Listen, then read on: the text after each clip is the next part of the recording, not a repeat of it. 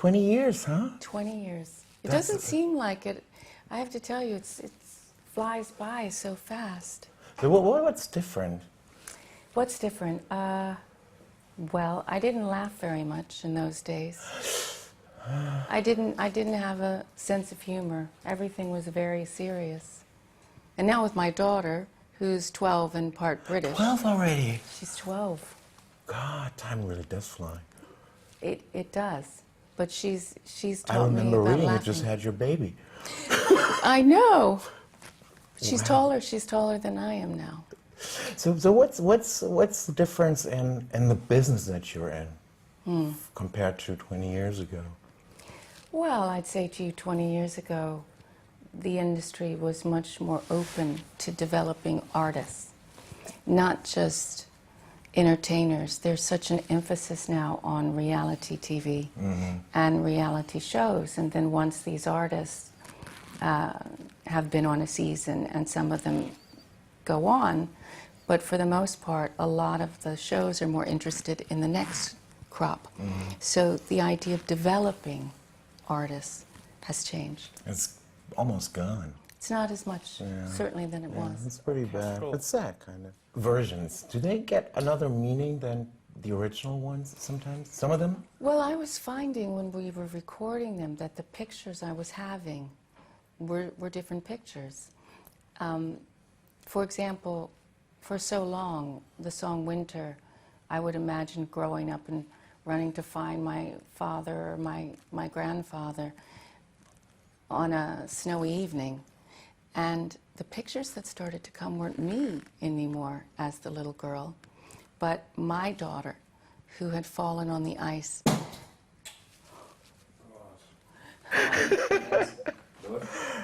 No, we can go back to Winter. Your daughter. The songs seem to be changing their meaning. For example, Winter, when I would sing it, for so many years, it would be me as a child, as a little girl running across the field, looking for her father or her grandfather. And then when we were recording it with the Dutch orchestra, I was seeing a picture of my daughter as a little girl in Vienna when she had fallen on the ice and was crying. And she was looking for her dad, and her dad picked her up. And as dads do, have this, pull a funny face or something and get them laughing. And it was that film over and over that I was seeing during this recording of Winter. Isn't that interesting? Did you expect that to happen? It was, I think this is why the album became what it has become, and the need to put it out. Because the songs are growing. They have now begun to have a lineage, so that people's stories, people will stop me and tell me their story that they've had with a song. And then that becomes a part of the song's aura and who the song is. What song surprised you most? What outcome surprised you most? Or was there any surprise? Well, there were energy. It was about the energy of the songs that seemed to shift. Because when I was writing them originally, and you record them, you haven't toured with them. So they're acquaintances, but you don't know them. You haven't had margaritas with them. You know, you haven't spent endless nights on buses with these creatures. But once you have Precious Things, which had started sonically very, very different 20 years ago, but with an orchestra, she took on a real makeover. Why the Dutch orchestra? Because they I didn't know orchestras in... Yeah, because they invited me. Oh, you were invited. You know, sometimes men don't understand. It isn't the man who gets the gal because of all these other reasons. It's because he thought of asking her to dance. Something about your songs, or a lot of your songs, or some of your songs, they're very feminine, sensual somehow, or feminine sensuality is explored. Yes. How has your sensuality changed over the years? Well, I think that in the last few years maybe, the idea of a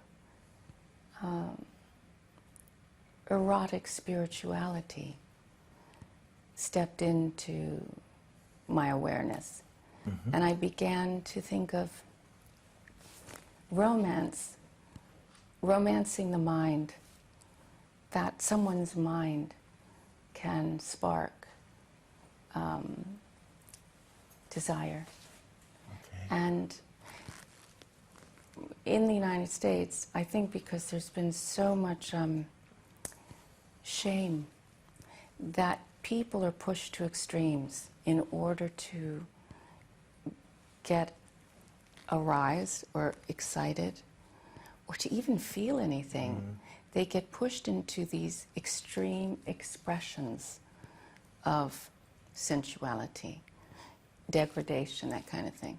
And over the years, I've had to open myself up to how the romance of the mind is just, there's nothing quite like it. And then that leads on to appreciation of this person in all kinds of ways. Do you think religion has something to do with that America is out oppressed with their... Oh, America is don't get me very wrong, oppressed. I love America, I love the States, I love my friends, but some Me things too. I just don't get. No, a lot of Europe feels this way. I hear this go. No, but sorry. No, but I hear this going around Europe because, as a minister's daughter, though, I understand, and I understand what my nieces and nephews talk to me about all the time. That with religion and how it's taught, it's very integrated into the culture. Whereas I find in Germany and England, and you all might not want to hear this, but the Brits and the Germans are very similar in so many ways, in that religion is not really allowed to be integrated with the politic. Mm-hmm. And it has its place in culture, but it isn't in everything. But in the States, it gets whipped back into an authority, and it's a male authority. And the judgment of people's expression of themselves, their physicality, and all those things. So the shame, the issue of shame and being ashamed of how you feel about yourself and another person then gets many times expressed in extreme ways because the natural way of expressing each other has been judged to be unchristian. Unless you're procreating, then you step into this judgment of sin. It feels like a gay icon. Well, it feels that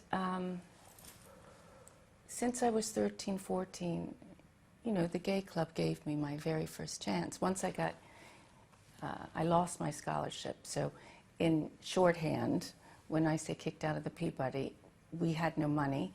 And when you lose your scholarship, that means it's the end. The place that opened their door to me was the gay club. And nobody else would open their door. And my father, in his dog collar, would go around all these restaurants in Washington, D.C., it was in the nation's capital, and say, could my daughter play here? Because there was piano bar everywhere. And it was only the gay club that opened their door. And maybe because of this, they were the first to open the door. And then they began teaching me about how to present yourself as a woman. You know, from 13 on through my teenage years, you don't present yourself like that. Do you understand the message you're presenting? No, this is how you walk in a room. This is how you express yourself. And it was the gay men that were explaining to me how I would really sell myself short. They'd say, well, that's just hussy behavior, isn't it? What are you doing? So we were there from the beginning. How hard was it for you? Or how, not hard maybe, was it for you to maintain your creative freedom throughout the years? Well, this is a different kind of question because on one hand, there have been times as an artist when you have to go up against those at the record company over the years. especially when you've signed to a label whereby the person heading the label has left, or in some cases, I'll pick that up for you, has left or been fired. Then somebody else comes in with a different agenda, and you have all these artists who had a relationship with somebody else was there. Do you see? And so sometimes you are having to protect your art because they want you to go. I'll say that again. Sometimes you're having to protect your art because they want you to go in a different direction. Now, I'm talking more about the 90s here, Okay. And early 21st century. But something you have to do as an artist is you have to not fall into safety mode. Okay. You have to keep pushing yourself, and it's a choice you make as an artist. And not all artists are driven to do that. You know, not all artists want to keep expanding their expression, because some of them have really accepted where they are and say, this is my style, and if I can keep making records in this style, then that's what I want to do. And there are other artists that feel as if they need to even subtly keep expanding and exploring. Would you say you're at a point where you're comfortable and happy? I'd say to you, I'm at a point where before I tackled the next 20 years of my career, I needed to gather. Night of Hunters allowed me to gather the dead guys and their structures and understand that, to bring them with me in my life. So it was part of my palette, part of my toolbox. And also, Gold Dust has allowed me to look at my catalog, because even if it didn't make Gold Dust, every song was looked at and studied. And so to bring them all to 2012, for me, as a songwriter, and bring them along with me for the next 20 years before I write the next work. Okay. Well, of your whole body of work, what songs do you treasure the most? Well, it changes, because depending on the event or depending on what's happening, everything is contextual. So if there is a death in the community, a friend, someone that we all know, then certain songs step forward for that. And then sometimes it's for different experiences that I'm having, that other songs finally make sense to me. After all these years, I have to say to myself, now I know what you're about. My goodness. Okay.